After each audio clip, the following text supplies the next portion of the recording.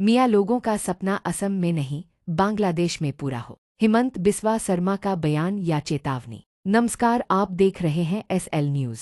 आज की रिपोर्ट सिर्फ खबर नहीं है, यह है एक गंभीर संकेत, एक राजनीतिक तूफान और एक संवैधानिक सवाल। जी हाँ, असम के मुख्यमंत्री हिमंत बिस्वा शर्मा ने फिर से वो बोला है जो आमतौर पर कोई राजनेता बोलने की हिम्मत नहीं करता। उन्होंने कहा, मियाँ लोगों का जो सपना है ज़मीन का, वो असम में नहीं बल्कि बांग्लादेश में जाकर ही पूरा हो सकता है। यह सिर्फ एक जुमला नहीं है, ये एक स्पष्ट और कड़ा राजनीतिक संदेश है। मियाँ कौन है, उनका सपना क्या है? तो दोस्तों, आगे बढ़ने से पहले वीडियो को लाइक करें, अपनी राय कमेंट करें, इसे शेयर करें और चैनल को सब्सक्राइब करना बिल्कुल न भूलें। और हाँ, अगर आपने सब्सक्राइब किया तो हर दिन एक लकी विनर को मिल सकता है 5,000 का कैश प्राइज। जी हाँ, डेली 5,000 तो हो जाए तैयार। और चलिए अब बढ़ते हैं आगे। सबसे पहले समझिए, मियाँ कोई गाली नहीं, कोई उपनाम नहीं, बल्कि एक सांस्कृतिक राजनीतिक पहचान बन चुका शब्द है।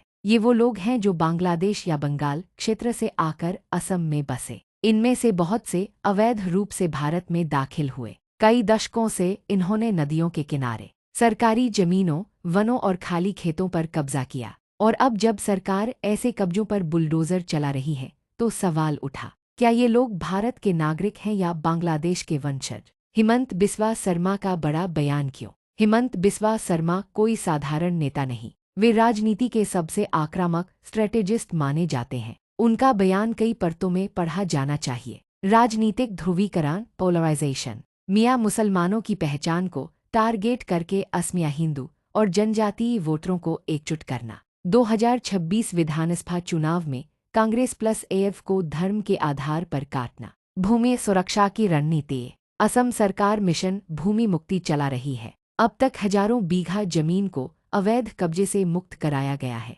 मियाँ लोगों पर आरोप है कि ये सरकारी और जनजातीय जमीनों पर कब्जा करके मस्जिद, मकान और मदरसे बना रहे हैं। ऐतिहासिक पृष्ठभूमि, NRC CAA और मियाँ राजनीति। 1971 बांग्लादेश युद्ध से लेकर 2025 तक की कहानी। 1971 बांग्लादेश आज़ाद हुआ, लाखों शरणार्थी असम आए। 1985 असम समझौते में तय हुआ। 1971 के बाद जो भी बांग्लादेशी घुसपैठिए आए हैं, उन्हें निकाला जाएगा। 2019 NRC लागू हुआ, करीब 19 लाख लोगों का नाम लिस्ट से बाहर। 2020-2025 डिटेंशन कैंप्स की शुरुआत, जमीन खाली कराना शुरू। हिमंत का ये बयान इसी प्रक्रिया को वैचारिक समर्थन देता है। मियाँ समुदाय की प्रतिक्रिया। क्या अब हम अपने ही देश में बेगाने हो गए? मियाँ समुदाय के नेताओं और बुद्धिजीवियों का कहना है, हमें बांग्लादेश भेजने की बात करके हमारी नागरिकता और मानवता दोनों पर हमला किया जा रहा है।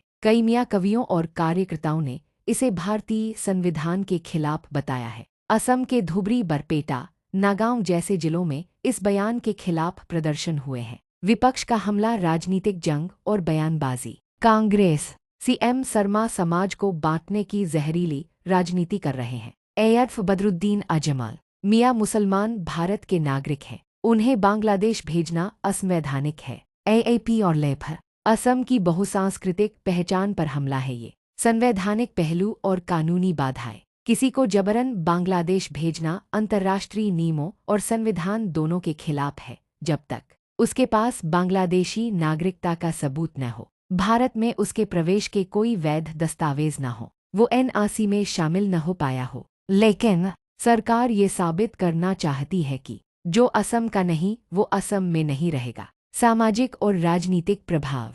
बख्श असर, असमिया मूल निवासी जमीन वापसी से खुश। मियाँ मुस्लिम डर और अनिश्चितता। भाजपा ध्रुवीकरण से चुनावी लाभ। विपक्ष अवसरवाद और वोट बैंक चिंता। ये सिर्फ बयान नहीं, पूरी नीति है। हिमंत बिस्वा शर्मा का ये बयान किसी मंच का भावनात्मक उद्गार नहीं है, बल्कि एक नीति का हिस्सा है। एक रणनीति जो असम को असमिया अस्मिता के नाम पर फिर से परिभाषित कर रही है। एक चेतावनी जो घुसपैठ, NRC और CAA की पृष्ठभूमि में बहुत गहरे असर छोड़ने वाली है। और एक राजनीतिक चाल जो आने वाले चुनावों में बड़ा रोल निभाएगी। तो सवाल आपके सामने है, क्या यह बयान असम को अवैध घुसपैठियों से मुक्त करने की राष्ट्रवादी नीति है, या फिर ये सिर्फ एक और चुनावी ध्रुवीकरण का प्रयास? और ये थी आपकी सबसे बड़ी रिपोर्ट एसएल न्यूज़ के साथ।